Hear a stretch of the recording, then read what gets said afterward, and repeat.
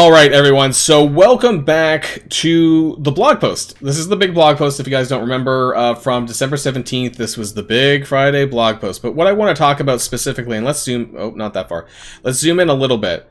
I want to talk about pocket dimensions. I want to talk about the Resolute tag and some of the changes that have been surprisingly made very quickly just the other day. And it wasn't until somebody actually contacted me on Discord and told me about this. And we're going to get to that, exactly what that is. But let's reiterate exactly what's going on with Pocket Dimensions for those who may be unfamiliar. So, Pocket Dimensions is a new Dark Dimension-esque game mode coming on January the 14th at Store Reset. Now, as of today, anyways, as of the recording, this is probably about 3 weeks out. I think the 14th is a Friday, so yeah, we're just over 3 weeks anyways until Pocket Dimensions is released. So, I'm assuming that this is, and there has been no 100% official confirmation on this, but I'm assuming that things like Dark Dimension traits and tags will work in this, because it does say nestled within the Dark Dimensions section. I've been trying to get some clarification from the community managers over this.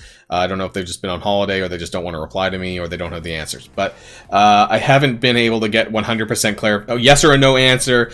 You know, will Cersei's Dark Dimension text, will future characters with Dark Dimension text, you know, Ghost, whoever, Symbiote Spider-Man, will that work in Pocket Dimensions? And I don't have the answer for that yet. But I'm assuming yes, but I don't want to assume. Because you know with Scopely that assuming gets you in trouble. Assuming something is the case, you know, you're going to find out that it's not the case. Because it's been... this happens quite frequently, that, you know, what you thought you knew gets flipped around on you. So that's why I wanted to talk about that really quick. So hopefully we do get some clarification, because Cersei is one of the characters with the Resolute tag who does have Dark Dimension text in her kit. And we're going to talk about that as well because of why she's so good. But as far as what we can expect for Pocket Dimensions, and this one in particular. So it starts at Commander level 65, which is interesting because level 65 is Gear Tier 12, and that means that at a bare minimum some of the entry-level nodes are going to be with that in mind. So to me that sounds like almost Dark Dimension 1 sort of level. So there are some suggestions that, you know, it's going to be basically running, it's going to be like a limited time version of running through all of the Dark Dimensions, you know, Dark Dimension 1, 2, 3, 4, as it scales up and gets harder through the nodes. So, you know, like Gear Tier 12 level, Gear Tier 13, 14, and 15. I'm assuming it's not going to be as hard as like Dark Dimension 5, so I would expect it's like some combination of the first four. Now, I hope, you know, if you guys have heard me rant about Dark Dimension 3 and how annoying and how hard it is because of how much damage they do in Dark Dimension 3 Global, I'm really hoping that we're not replicating a version of Dark Dimension 3 here in the Pocket Dimension. Now, Dark Dimension 2 and Dark Dimension 4 were a lot more reasonable, but Dark Dimension 3 was such a big pain in the ass with, like, power creep crazy. If you actually go into the msf.gg files for Dark Dimension 3, they have anywhere from 200 to 300% damage increase. That means, like, that even though that they have, like, 115k power, they're actually hitting 3 times as hard as someone would be at that level. So it's a bit of, what do you call it, an increase that shouldn't have been there. I was looking for a better word. So just like Dark Dimension, you could use these Dark Health Packs and the Power Cores to heal and revive your characters. Now, I'm assuming that just like Dark Dimension, that they will reset at midnight or whenever your daily reset is. They don't actually say, it just says just like Dark Dimension. So I'm assuming that's going to be the case. I also kind of assume that this might be quite hard, and the reason why is because they're telling us about this, and so I'm expecting things like Dark Health Pack offers to show up, maybe even additional Power Core offers to convince you to buy this stuff to get through a lot quicker. And the reason why this is important, of course, is because you're getting first time and timed run rewards. Well, I can't even speak. But it's limited time. So this part is quite important because we don't know how long it's going to be. We don't know if it's going to be, you know, like 2 weeks, 3 weeks, 4 weeks, you know, whatever. We don't know how long it's going to be here, but we do know that there's going to be first time and timed run rewards. So we know that you're going to want to do it, and maybe you're going to want to do it quickly, because it might not be around for too long, but we don't have the information on that. We don't know how long it's going to be around. We only just have this to suggest that yes, it's a limited time thing, and for how long we don't know. However, the rewards are quite good, and I talked about this on Mobile Gamers, our collab video that we did, and if you didn't check that out, do check that out as well. That was kind of fun just to do a chat with him. But this comes with fully crafted teal gear. Now, I don't know if this is both on the first run, or if it's just on the timed run, or where you're getting it, or how many you're getting. I don't know any of this. But what's interesting is even one fully crafted teal gear piece. Do you know how much gear that is? Well, let's find out. Because I have the Resolute tag here, but I want to look at one of my characters that, let's just take Omega Red, for example. We'll talk about him more later. But how much is one teal gear piece? Well, that's funny, because if you look at this, so how much is here? Well, this is 60, this is 40, and this is 50. So that's 150 of these pieces just to make this part. And then you need to go to the catalyst. That's like 100 more of these. So what are we up to? 250. And then the mini uniques. So it's almost like 300 pieces of of just teal pieces, which is a lot. If you multiply that, they vary from like 45 to 60,000 gold. Let's just pull up a calculator. Like, what is just one piece worth? I'm gonna average this, so I'm gonna say 50,000 gold. They vary by their cost in the store times what did I say? 300 pieces. You know, this is like this is the ballpark. You know, it could be 15 million. This is an average. It probably could be upwards to 20 million, because we're not even looking at a piece that has teal ABCs. If you look at one of these other ones, I don't know, that has, no, that was orange. Sorry, my bad. One of these ones that have, nope, not that one either. Okay, which one? Surely he's got a piece, come on, Omega Red, that has teal ABCs like this. Right, this is what I was trying to find. So these teal ABCs are extremely expensive in the store. They're like 45k for one, and I would not recommend buying them. However, that means you need 200 teal ABCs. Let's add that in there. So 15 million for a normal piece, but let's do, I believe it's 45,000 times 200 of these, because that's how much you need. And that's an extra 9 million gold. Yeah, TBCs, 9 million gold. So let's add that on to the 15 million. That's 24 million gold for one piece. That contains the teal ABCs, or whatever you want to call them. But otherwise, 15 million for regular. So even one teal gear piece is equivalent to anywhere from 15 to 24 million gold on average. That's a lot of gold just for one piece. So even, I'm assuming we're going to get more than one piece, but even one piece has an incredible amount of value. So how many are we getting? This could be quite significant for, you know, mid-game players and end-game players combined. You know, let's say we just get like 3 or 4 pieces. That's a lot. You know, in terms of your monthly gold income, that's, on average, we're getting about 30 to 35 million, I think it is, gold per month. So if you keep that into perspective, you know, one teal piece is worth 2 to 3 weeks worth of gold spending.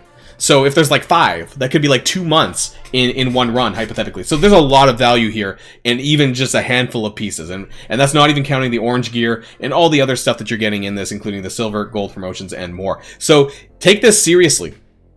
If you can. If you're a new player and you know, you're not very high level, there's probably not a lot that you're going to be able to do. However, you know, we're going to talk about the Resolute tag characters and what you can do to sort of do the best that you can. You know, depending on what level you are, you know, you're going to have a different amount of investment in these characters. You may not be able to finish this if you're like level 70, 75. I would assume that a lot of this is probably intended for the level 80 plus audience, closer to 85 probably, if you want to clear both runs, but I do want to talk about that anyways. And of course, we don't know how long this is going to be, so even if you are level 85, maybe it's going to be so challenging that the average player is only going to get a first time completion, and you're going to need to spend to get the timed run. We don't know, so I'm cautiously optimistic, but you know, this is Scopely, so at the same time, I'm almost expecting them to F this up somehow. And by F up, I mean like make it so hard, like we only get 2 weeks, that most people can't clear the timed run. That's kind of what I'm expecting. That it's not going to be as easy as we think it is. So do save your power cores. You know, I don't know, dark health packs. Not much you can do about that, I guess, because it caps out at 100, which is dumb. But do keep these things into consideration. But let's talk about the Resolute characters more generally here. So there is something, and I want to bring this up really quickly. Now, there's 15 characters. I know if you guys have checked out this tag before, that you guys might notice now that Multiple Man is here. Now, he wasn't here I don't know when they added this in. Maybe it was yesterday, maybe it was the day before, but it hasn't been here for very long. And somebody noticed, somebody told me about this, and I was like, oh, that's interesting. Now, who got removed? Well, it was Groot. And, you know, a lot of people would say that that's an upgrade, and it is an upgrade. You know, Multiple Man is a clear upgrade over Groot. But what I'm kind of concerned about is that this is the first time that I recall in all the time that I've been kind of playing and covering events where on the fly a tag has been changed from a character. I know that the event hasn't started yet, but the tag is live. I don't think I've ever seen that change. And let me know in the comments down below if you do know when this is changed on the fly. I can't remember. But why this is important is because what if I start investing heavily into Multiple Man and suddenly this then moves back to Groot, or so someone else goes back to something else? What if somebody invested a lot into Misty Knight or Red Skull or whatever, and those tags get changed? So I'm concerned from that aspect. I'm concerned that it raises a precedence where that things can change on the fly. And I'm a little bit concerned about that. Even if they're giving us better characters, who's to stop them from suddenly, I don't know, swapping Miles out with someone else, right? And so that's why I'm kind of like, I don't know. Should I wait another week or two from actually gearing up more characters if that's what I'm doing? For Multiple Man, you know, Adam Warlock's coming around soon, so I'm going to have to probably take him to 75 in Gear 14 anyways. But, you know, some people might be making decisions on gearing these characters based on some of these things. So please don't change this too much more, because I really think this could F around what people's plans are, for better or for worse.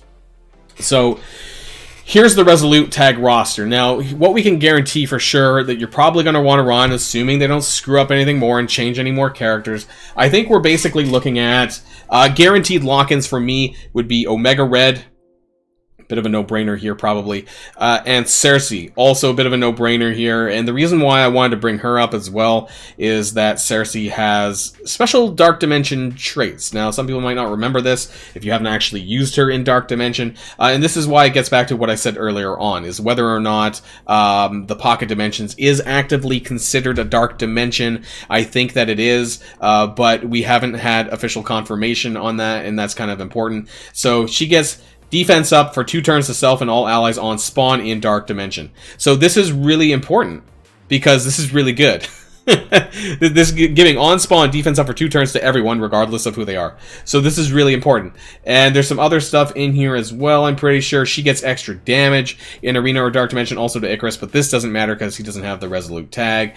Some of this stuff does as well. The ultimate here, Elemental Slam in Arena or Dark Dimension, flip 3 negative effects into positives. Very, very, very good support ability here. So that's pretty important too. I don't know how much more has Dark Dimension text. I think that's Arena only. This one, no, that's with Icarus. Oh, here we go. So instead, copy all positive effects excluding taunt to self. So there's a lot of good stuff in Cersei's kit that is only usable in Dark Dimension or Arena, but in this case we're talking about Pocket Dimensions. So I'm hoping that the Dark Dimension trait or the text still works in this, otherwise I'll be kind of upset.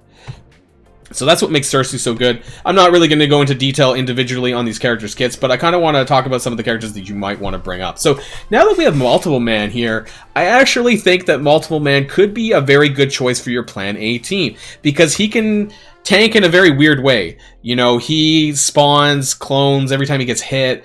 Shuri could probably keep him alive. Him personally keep him alive, probably. And Cersei can clear negative stats effects, this thing. But then who would your 5th be in this Plan A team? And, you know, I was originally thinking before Multiple Man, I was thinking of using Miles and Scarlet Spider together, because this made sense. You could probably use Scarlet Spider on his own, you know, when he does come out, if he happens to come out in time for it must, right? Because he has the tag, so why would he not be out, I guess, by the time Pocket Dimensions go live? But we don't know much about that event. We're not going to be talking about that in today's video here, but I just want to kind of like let people know about this. But if we assume that, or if we can't get him, you know, I'll be using Cersei, Shuri, Omega Red, Miles, I guess, and probably Multiple Man. But what I want to talk about more specifically is a strategy that we've been talking about with other people about what you should do. If you guys have played Dark Dimension 3, you guys know how painful that is. And so I highly think that you're going to see some sacrifice teams or sack teams that you're going to want to use. You have 15 characters, so if there's a really bad wave, then you're going to use some of these garbage characters, you know, Black Panther and She-Hulk and stuff, to do that. You know, you're going to go in, and maybe Doctor Strange too, I don't know, you know, just to absorb some hits, to absorb some attacks, and then go in with your real team. When you get to some of the harder nodes, I suspect that that might be a valid strategy going in. But there is something that I want to raise, and now that we have the Magic event ongoing, I want to talk about Magic and Storm together. Because we know that Magic really powers Storm up. That she gives 10 charges to Storm. So if there's as many enemies on the field as there sometimes is in Dark Dimension with like a full slate of 10, then I'm wondering, can Magic and Storm be put together? Would you want to raise Storm a little bit to do this, giving Storm lots of charges and then just letting it rip on the ultimate and just, you know, whether it's a sack sort of way, you know, a sack team or not, you know, is still going to do a ton of damage. So I was just thinking about that maybe there might be some validity here in actually raising Magic a little bit for this event, you know, maybe to like gear tier 12 and just using her as a way to facilitate Storm and her charges. Now, how often are you going to get this off? Maybe once every couple of days, I don't know, depending on how frequently you're reviving them, but this could be a very valid strategy for like a team B. And that's what I was thinking of on the side. But yes, there's a lot of garbage characters in this here. Red Skull's not terrible. You know, he gives turn bar, but unfortunately we don't have Baron Zemo. Because Baron Zemo would speed up Red Skull to get to his turn quicker, therefore giving everyone else turn bar. And so that would really help. As far as characters that you probably would have invested in, I mean, I think I've covered most of them, but most of the ones that I have up aren't ones that other people are going to necessarily have up. We're not going to be talking about Nowhere Heist here, but Star-Lord did have that Nowhere Heist tag, and so I don't think he's worth the investment at this time if you haven't already. But characters like Misty Knight, if you went really far in onto Heroes for Hire, I could see this being usable. I just don't know her wider viability, though. That's all. Her kit's kind of weird as a single character without synergy, but it's not the worst. I think personally, though, if you can, Omega Red Shuri, Cersei, Multiple Man now, and or remove Multiple Man and use Miles and Scarlet Spider, because that was my original plan. So I'm not sure. It's all going to depend on what happens with Scarlet Spider. I think I will raise Magic up a little bit. I think I'll take her to like level 70, gear tier 12. That kind of thing. I'm not going to go too far in with her, but I'm going to use her to facilitate Storm in this event. And I'm wondering if I should then maybe gear Storm up a little bit more. I do have a 5 red. Maybe I should take her to gear tier 14. I don't know. What do you guys think? Let me know that in the comments down below. What do you think about Storm and Magic together?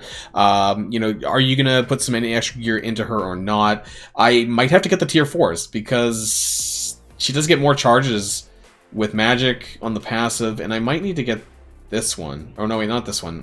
This one? The basic, because it increases maximum charge to 20 from 15. So, yeah, I don't know how many T4s I might need to invest into Storm to kind of do this strategy and how much this might help long term. Obviously, we don't really know much about the Pocket Dimension and how hard or not it's going to be, but I kind of want to make this as easy as it's going to be. We talked about how much money, how much gold value you're getting out of this teal gear, right? So, I will see that investment back. If I have to put in 4 million gold, 5 million gold into Storm and Magic, I'm definitely going to see that back, because even a single piece of teal gear is worth anywhere from 15 to 25 million gold. So if you're worried about not getting your investment back from putting gold into these characters, you're going to see it back. I guarantee you are going to see it back. We didn't even talk about orange gear or the silver gold promo and what kind of value that might have, but that definitely has value on top of the teal gear, right? So you're getting tons of gold value back for completing this. So whatever I can do to clear this and make sure I get both runs done, I'm going to try and do that. Now, for me, that's probably going to be gearing up Multiple Man a little bit more, gearing up Magic, Storm, and Scarlet Spider. Beyond that, I'm not really sure how much value there is in some of these other characters, because a lot of them are garbage. Black Panther, absolute garbage. She-Hulk, absolute garbage. And probably at this point, Star-Lord is not worth a lot either. So we're kind of at a plan A, plan B scenario. Yondu might have some value, maybe early on, but otherwise probably not a lot once you start hitting the gear tier 14, 15 kind of area of Pocket Dimension, which I assume that there will be. Now, I want to end this off by talking about Omega Red really quickly here. So I'm expecting his event to come back around actually pretty soon, not too long after Adam Warlock. And now some people are a little bit surprised about that, and to actually just exhibit my point, that was not the word I was looking for. We're going to talk about my Excel worksheet, which you guys might have seen. It's my character spreadsheet, but this is also the spreadsheet that I talk about when I look at a legendary date. So we're going to bring this up really quick on the screen here, and I have something called the important dates. I'm going to zoom in a little bit here, but I'm expecting that Omega Red, unless something changes here, we have Adam Warlock at December 27th to the 29th. I expect Omega Red to come back 2 weeks later, which is going to be January the 10th to the January 12th. Now, if this, for whatever reason, does not come to pass, it would be January 26th. Or sorry, 24th, but I assume that it's going to be one or the other. It's either going to be January the 10th or it's going to be January the 24th. They could make a new, like a new schedule and then kind of put somebody in between Omega Red. But I think there would be a lot of bit of an outcry if Omega Red doesn't get a second pass before this event starts. I think it would be very unfair for people, for a lot of players who are, you know, on the cusp of unlocking him, and we're going to get him pretty soon. So I think this would be fair for everyone. I think not having him would be a huge detriment to this whole Pocket Dimension experience, because, as I said, as far as the characters go, he is a clear winner here in terms of who you should pick. So I really hope that Scopely is listening. I hope that they do it as I predict, which is be the January the 10th run, which would be just before Pocket Dimension starts, because it does start on, what day is it, January the 14th? So that's what I'm thinking is going to happen with Pocket Dimensions. Let me know if you think I'm wrong. I'm more than willing to accept some degree of being wrong. You know, if there's some facts in here. So that's the end of the video. Anyways, that's my plans for Pocket Dimensions so far, and that's what I think I'm going to do. So just TLDR, you know, from what I'm going to do, I'm probably going to raise Multiple Man up a little bit more. Might raise Storm up a little bit more, and then get Magic up to a decent level when I finally do get her unlocked. And then she's going to be part of that. Magic and Storm are going to be part of this Plan B team. But yes, we did actually get an exchange of Multiple Man and Groot. It's a bit strange. I hope that they don't do too many of these flip-flopping when it comes to the characters, because I don't want to invest in a character to suddenly find out that I can't use them. So that's the end of the video all, and until next time, of course, stay safe and healthy, and I will see you all later. Boilon, signing out.